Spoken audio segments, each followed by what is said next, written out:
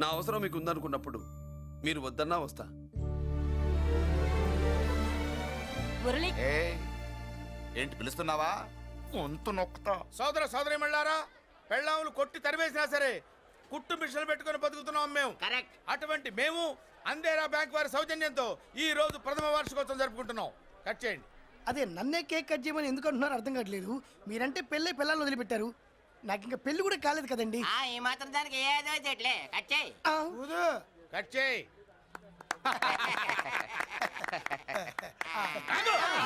పెట్టంగానే తినేటివేనేట్రా? మన పెళ్ళాల మన దగ్గరకు వచ్చి ఏమండి మమ్మల్ని ఏలుకొండని ప్రాధాయపడ్డా సరే మనం వెళ్ళం కాక వెళ్ళం. ఇదే మన శపథం. శపథం.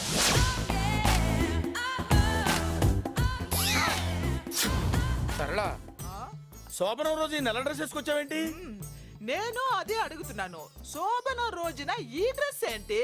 సరళ, తెలుగుడు ఎవడైనా సరే శోభనం అప్పుడు ఇలాంటి డ్రెస్ వేసుకొస్తాడమ్మా. సరేనండి, ఎప్పుడు ఒకే ఫ్యాషన్ లాగా ఒకే పాత డ్రెస్ వేసుకోకూడదు. మన ఇద్దరు కలిసి కొంచెం వెరైటీగా ఉండాలి. ఏంటి కొంచెం వెరైటీగా ఉండాలంటే ఈ నల్ల డ్రెస్ వేసుకొని వస్తావా?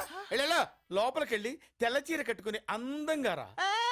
ఏంటి ఏడుస్తున్నావేంటి? నేను తెల్ల సీర కట్టుకునేది మీరు పోయిన తర్వాత. మర్యాదగా వెళ్ళి డ్రెస్ చేంజ్ చేసుకుని రా. మీరు పోండి. నువ్వు వెళ్ళిరా. మీరు పోండి. ఎలా?